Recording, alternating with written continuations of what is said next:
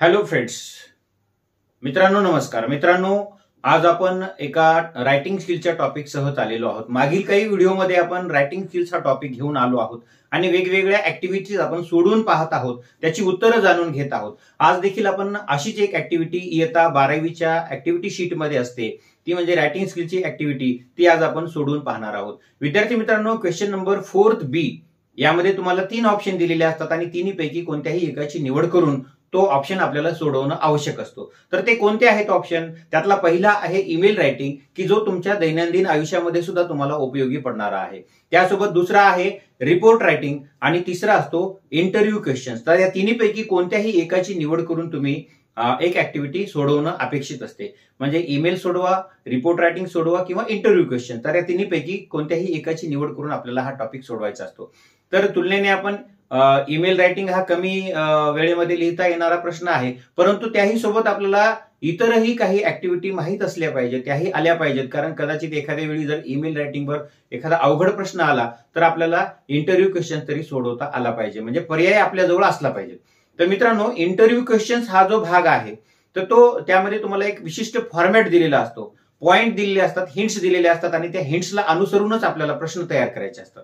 आणि हे प्रश्न तुम्ही किमान 8 ते 10 प्रश्न करणे अपेक्षित असते आणि ज्याच्यासाठी तुम्हाला 4 गुणांची व्यवस्था केलेली असते. म्हणजे अर्ध्या गुणासाठी 1 प्रश्न, याप्रमाणे आपल्याला एक एक प्रश्न तयार करायचा असतो. तर मित्रांनो, आपण मागील वर्षी जी ऍक्टिव्हिटी आली होती, म्हणजे फेब्रुवारीच्या परीक्षेमध्ये 2024च्या परीक्षेत आलेली जी ऍक्टिव्हिटी आहे, तर तीच ऍक्टिव्हिटी आपण सोडवून पाहणार आहोत. तर ती ऍक्टिव्हिटी अशी होती: imagine you have to conduct an interview of a famous actor with help of the format given below. Draft questions on the given fields. आणि मग तुम्हाला एक फॉर्मॅट दिलेला आहे, त्या फॉर्मॅटवरच प्रश्न तयार करायचे आणि तो जो इंटरव्ह्यू आहे तर आपल्याला घ्यायचा आहे एका प्रसिद्ध अशा अभिनेत्याचा किंवा अभिनेत्रीचा. तर तो फॉर्मॅट काय आहे? तर तो फॉर्मॅट असा आहे की नेम ऑफ द इंटरव्ह्यूवी, म्हणजे त्या फॉर्मॅटमध्ये सोडवताना आपल्याला कोणाचा इंटरव्ह्यू घ्यायलो त्याचं नाव लिहिणं अपेक्षित असते. त्यानंतर फील्ड और रेप्युटेशन, म्हणजे तो कोणत्या क्षेत्रात आहे ते क्षेत्र आपल्याला सांगायचे. आता साहजिकच आहे की आपल्याला इथं ऍक्टरचा इंटरव्ह्यू घ्यायचा आहे, म्हणजे आपल्याला त्याची फील्ड जी आहे तर ती ऍक्टिंगच आहे, ऍक्टर आहे तो. त्यानंतर डेट, व्हेन्यू आणि टाइम, म्हणजे कोणत्या तारखेला तुम्ही इंटरव्ह्यू घेणार आहात, त्याचा दिनांक, त्याचं स्थळ आणि त्याचबरोबर वेळ. आणि नंतर असतं ड्युरेशन, म्हणजे तुम्ही किती कालावधीसाठी हा इंटरव्ह्यू घेणार आहात, तर तो ड्युरेशन सुद्धा तुम्हाला लिहावा लागतो. आता मग आपल्याला हिंट्स दिलेले आहेत की आपले क्वेश्चन जे आहे तर ते कशावर, कारण इंटरव्ह्यू घ्यायचा म्हणल्यावर आपण कसेही प्रश्न विचारू शकतो, पण आपल्याला एक फॉर्मॅट दिलेला आहे आणि त्या साचेबद्ध फॉर्मॅटमध्ये प्रश्न विचारायचे. आणि हे प्रश्न जे आहे तर ते त्याच्यासाठी काय हिंट्स आहेत? पहिली आहे मोटिव्हेशन, म्हणजे तुम्हाला प्रेरणा कशी मिळाली ऍक्टर होण्यासाठीची. सेकंड आहे इनिशियल प्रिपरेशन, तुम्ही सुरुवातीची जी तयारी आहे ऍक्टिंगसाठीची कशी केलात. त्यानंतर थर्ड आहे सपोर्ट, म्हणजे तुम्हाला ऍक्टिंग करताना घरच्यांचा किंवा इतर कोणाचा सपोर्ट कसा मिळाला, पाठिंबा किंवा आधार कसा मिळाला. त्यानंतर आहे युअर आयडॉल्स और गुरुज और टीचर्स, म्हणजे तुमचे आदर्श या फील्डमधले कोण कोण आहेत, तुम्ही कोणाला आदर्श मानता, यावर प्रश्न तयार करायचा. त्यानंतर फर्स्ट ब्रेक, म्हणजे तुम्हाला ऍक्टिंग करत असताना तुमचा पहिला ब्रेक कोणता होता, म्हणजे तुमचा पहिला मूव्ही कोणता होता. त्यानंतर आहे पब्लिक रिस्पॉन्स, म्हणजे लोकांचा प्रतिसाद कसा होता. त्यानंतर रिकग्निशन, एक ऍक्टर म्हणून तुम्हाला रिकग्निशन किंवा प्रसिद्धी कशी मिळाली. त्यानंतर शेवटचा जो आहे हिंट दिलेली ती आहे गोल्स आणि ड्रीम्स, म्हणजे फ्युचर ड्रीम्स काय आहेत, भविष्यातले तुमच्या स्वप्न काय आहेत किंवा तुमचे ध्येय काय आहेत. तर विद्यार्थी मित्रांनो, हे जे 8 पॉइंट आहेत तर 8 हिंट्स दिल्यात आहेत आणि त्याच्यानुसारच आपल्याला हा इंटरव्ह्यू तयार करायचा आहे, त्याचे क्वेश्चन्स तयार करायचे आहेत. तर चला तर मग आता आपण प्रत्यक्षात ह्या जे टॉपिक दिलेले आहेत, ज्या हिंट्स दिलेल्या आहेत त्या हिंटनुसार आता आपण प्रत्यक्ष क्वेश्चन्स सोडवून पाहूया. तुम्हाला अगोदर सांगितलं होतं की ह्याचा एक फॉर्मॅट आहे आणि त्या फॉर्मॅटनुसार आपल्याला प्रश्न तयार करायचे आहेत. मग आता फॉर्मॅट पहिल्यांदा आपल्याला नेम सांगायचे की कोण ऍक्टर आहे की ज्याची तुम्ही मुलाखत घेत आहात. तर आपण घेणार आहोत मिस्टर रणबीर कपूर यांची मुलाखत, म्हणून नेमच्या समोर रणबीर कपूर. त्यानंतर फील्ड ऑफ रेप्युटेशन, त्याचं क्षेत्र काय आहे, he is a Bollywood actor, आणि म्हणून आपण त्या ठिकाणी ऍक्टर लिहायचे. त्यानंतर डेट आहे, कोणतीही डेट तुम्ही या ठिकाणी काल्पनिक दिनांक टाकू शकता, तर आपण 17 जानेवारी 2025 असं लिहिलेलं आहे. त्यानंतर व्हेन्यू, म्हणजे स्थळ काय आहे, कोण्या ठिकाणी तुम्ही इंटरव्ह्यू घेत आहात, तर ग्लोबल स्टुडिओज या ठिकाणी आपण हा इंटरव्ह्यू घेत आहात. काल्पनिक नाव तुम्ही काही टाकू शकता. त्यानंतर टाइम आहे सकाळची 10ची वेळ, म्हणजे 10 AM.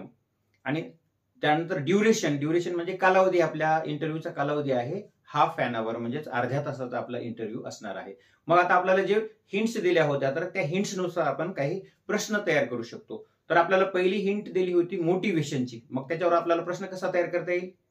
What motivated you to become an actor? तुम्हाला अभिनेता होण्याची प्रेरणा कशी मिळाली? हा पहिला प्रश्न. त्यानंतर आपल्याला सांगितलंय ट्रेनिंग दुसऱ्यामध्ये, की तुम्ही याच्यासाठी काही ट्रेनिंग वगैरे घेतलात का? तर मग प्रश्न कसा असेल आपला? What kind of training did you take? तुम्ही यासाठी एखादं ट्रेनिंग वगैरे घेतलेलं आहे का? त्यानंतर नेक्स्ट आता थर्ड प्रश्न आहे की सपोर्टचा, तुम्हाला सपोर्ट वगैरे काही मिळाला होता का? तर ही हिंट दिली होती. तर मग त्यासाठी आपण प्रश्न करू शकतो की how was the support from family? तुम्ही जेव्हा ऍक्टर व्हायचं ठरवलं तर तेव्हा घरच्या कुटुंबातल्या लोकांकडून तुम्हाला कसा सपोर्ट मिळाला, कसा पाठिंबा मिळाला? त्यानंतर फोर्थ आहे की तुम्ही कोणाला आयडॉल, गुरु, टीचर वगैरे मानता? तर त्याच्यावर आपल्याला प्रश्न तयार करेल, who is your idol in the field of acting? म्हणजे ऍक्टिंग या क्षेत्रामध्ये तुमचा आदर्श कोण आहे? तुम्ही कोणाला आदर्श मानता? त्यानंतर फर्स्ट ब्रेकवर आपल्याला प्रश्न विचारायचा होता. तर आपण त्याला सरळ असं विचारू शकतो की when did you get first break? तुम्हाला पहिला ब्रेक कधी मिळाला? म्हणजे तुम्हाला पहिला चित्रपट कसा मिळाला, कोणी दिला, वगैरे वगैरे. त्यानंतर नेक्स्ट आहे की पब्लिक रिस्पॉन्स आपल्याला सांगायचा होता. तर त्यावर आपण असा प्रश्न करू शकतो की how was the public response for your first movie? तुमचा पहिला चित्रपट जेव्हा आला होता तर तेव्हा लोकांनी त्याला कसा प्रतिसाद दिला, जनतेचा रिस्पॉन्स कसा होता? हे आपण पब्लिक रिस्पॉन्सच्या हिंट्सवर लिहू शकतो. त्यानंतर आहे की रिकग्निशन, यावर तुम्हाला प्रश्न विचारायचा आहे. मग रिकग्निशन म्हणजे प्रतिष्ठा, प्रसिद्धी वगैरे, पॉप्युलॅरिटी वगैरे. तर मग when did you get recognition as an actor, which was the movie?